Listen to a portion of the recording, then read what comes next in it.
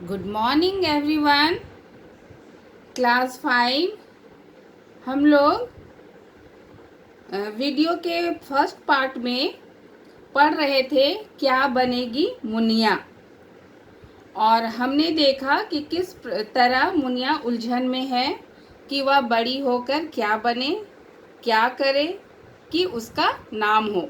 और इसी उलझन में वह बापू की तरह किसान तो कभी माँ की तरह अच्छा स्वादिष्ट खाना बनाना सीखना चाहती है, तो कभी डॉक्टर तो कभी इंजीनियर बनना चाहती है। और इन सब के पीछे आने वाली परेशानियों से घबरा जाती है। तो क्या मुनिया की उलझन सुलझ पाती है? इसके लिए हम लोग आगे पढ़ेंगे। तो आप निकालेंगे लेसन 6 क्या बनेगी मुनिया, और आगे की कहानी जानने के लिए पेज नंबर 42 से हम लोग पढ़ना शुरू करेंगे। जब मुनिया के बापूजी बतलाते हैं कि इंजीनियर बनने के लिए शहर जाना होगा और शहर के इंजीनियरिंग कॉलेज में पढ़ाई करनी होगी, तब क्या होता है? मुनिया का चेहरा उतर गया।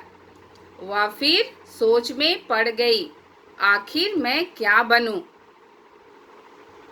अरे मैं तो भूल ही गई, मैं बड़ी होकर अपने भैया जैसी बन सकती हूँ। घर का कोई भी काम हो सभी भैया को ही बुलाते हैं। बाजार जाना है तो भैया, ऊपर छत पर चढ़ना हो तो भैया, नए कपड़े बनने हो तो भैया, वे तो सबसे ज़्यादा काम के हैं। मैं भैया ही बनूंगी, यह सोचकर मुनिया मुस्कुराई। और तब वो सोचती है कि क्यों नहीं मैं भैया जैसा बन जाऊं। जिस प्रकार भैया को सभी काम के लिए सब लोग बुलाते हैं, चाहे वो बाजार जाना हो, छत पर चढ़ना हो, नए कपड़ा बनाना हो, तो सभी भैया को ही करना पड़ता है, तो मैं भैया ही क्यों ना बन जाऊं। और यह सोचकर वो मुस्कुराती है कि वो भैया कैसे बनेगी, वो तो लड़की है। अगले ही पल उसकी मुस्कान गायब। नहीं नहीं, भैया नहीं। घर में जब देखो भैया को डांट पड़ती रहती है। पड़ोस के चाचा तो हर दूसरे दिन भैया की कोई ना कोई शिकायत लेकर आते हैं। ना ना, मैं इतनी डांट नहीं खा सकती। तब वो सोचती है कि वो भैया तो नहीं बन सकती है, वो लड़की है, लेकिन वो भैया जैसा बनना चाहती है, उसके जैसा वो काम करना चाहती है। तभी उसे याद आता है और वो कहती है कि नहीं नहीं, मैं भैया नहीं बनूंगी, क्योंकि भैया को हमेशा डांट खानी पड़ती है ना। पड़ोस के लोग भी उसकी शिकायत लेकर आते हैं और मैं इतना डांट नहीं खा सकती। तभी बापू बोले, वह देखो मुनिया, तुम्हारा रिक्शा आ गया। क्योंकि मुनिया स्कूल जाने के लिए तैयार हुई थी और उसको लेने के लिए रिक्शा आ गया। मुनिया बापू के साथ चबूतरे से नीचे उतरी। तभी उसने देखा कि उसका प्यारा बकरी का बच्चा गड्ढे में गिर गया है और में मिमिया रहा है। मुनिया से उसका रोना देखा नहीं गया। जैसे ही रिक्शा आता है, मुनिया चबूतरे में बैठे रहती है, जो कि बैठने की जगह है, सीमेंट से बना हुआ एक ऊंचा सा स्थान है बैठने के लिए, वहाँ वो बैठी रहती है। और जब रिक्शा आता है तब वो उतरती है और उस समय वो देखती है कि उसका प्यारा बकरी का बच्चा गड्ढे में गिर गया है और वो में करके मिमिया रहा है, यानी कि रो रहा है। तो मुनिया से उसका रोना देखा नहीं जाता है। बापू मुनिया को रिक्शे की ओर खींचते हैं और मुनिया गड्ढे की ओर भागती है। यह क्या कर रही हो? बापू इतनी जोर से बोले कि माँ, भैया, दादी सभी घर से बाहर आ गए। यानी कि मुनिया के बापू उसको रिक्शे की ओर ले जाते हैं और मुनिया गड्ढे की ओर भागती है जहाँ बकरी का बच्चा गिर गया है। और वो इतनी जोर से उसे चिल्लाते हैं कि तुम ये क्या कर रही हो, और उसकी आवाज़ सुनकर घर के सभी लोग बाहर आ जाते हैं।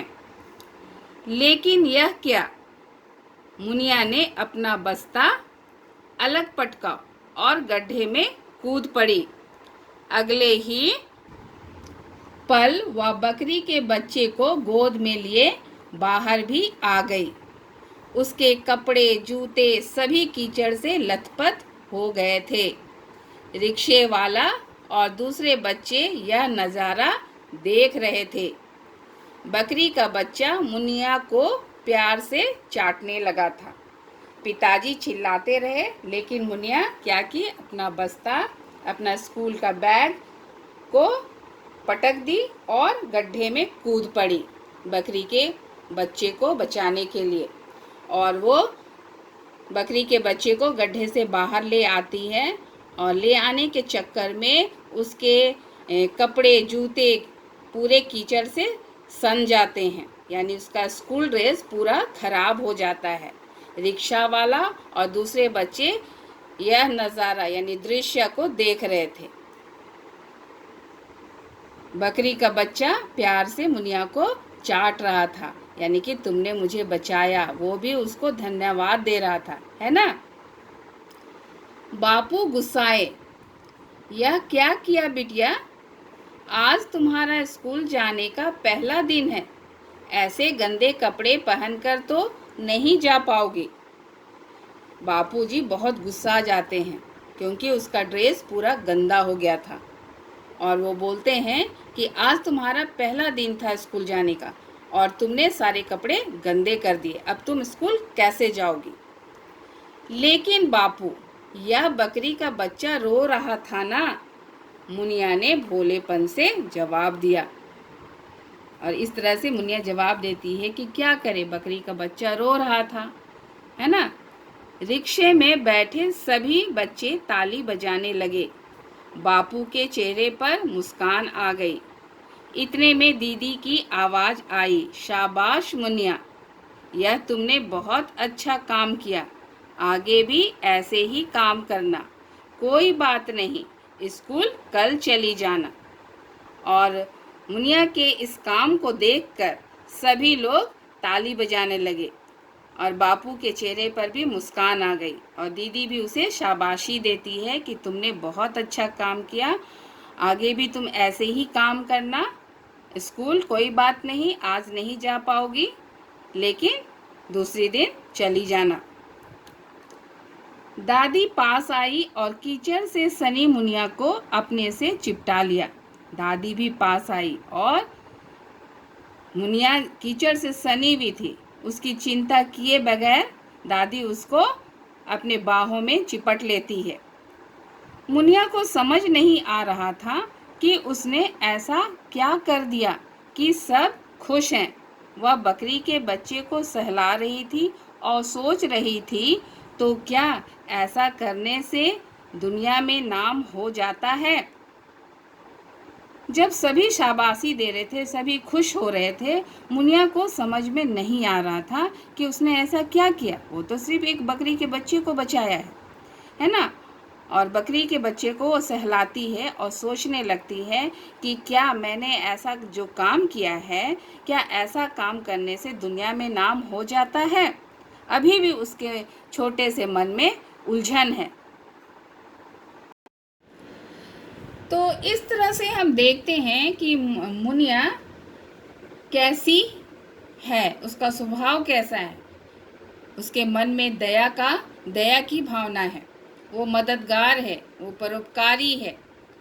बकरी के बच्चे को गड्ढे में देखकर उसे दया आ जाती है और वह मदद के लिए गड्ढे में कूद पड़ती है। तो हमें भी मुनिया की तरह दूसरों की मदद करने के लिए हमेशा आगे आना चाहिए। तो आप लोगों को कहानी समझ में आ गई होगी। अगर नहीं भी समझ में आई है तो पाठ को एक बार अच्छी तरह से पढ़ेंगे।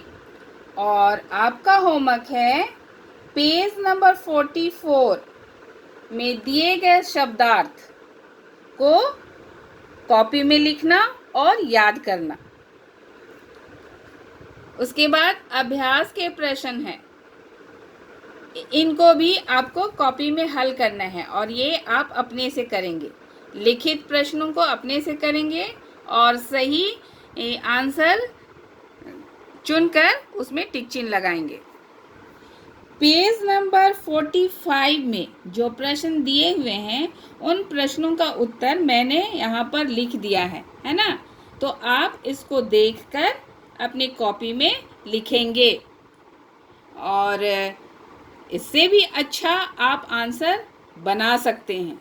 तो अपने से भी कोशिश कीजिएगा, ये आपकी मदद के लिए मैंने लिख दिया है। तो यहाँ पर जो प्रश्न है, दूसरा प्रश्न है, पाठांश पढ़कर पूछे गए प्रश्नों के उत्तर दीजिए। पाठांश यानी पाठ के अंश। यहाँ पर कुछ पाठ के अंश दिए हुए हैं और आपको यहीं से उत्तर खोजना है और बनाना है। जैसे क है, मुनिया क्या समझ नहीं पा रही थी। तो यहाँ पर दिया हुआ मुनिया को समझ में नहीं आ रहा था कि उसने ऐसा क्या काम कर दिया कि सब खुश हैं।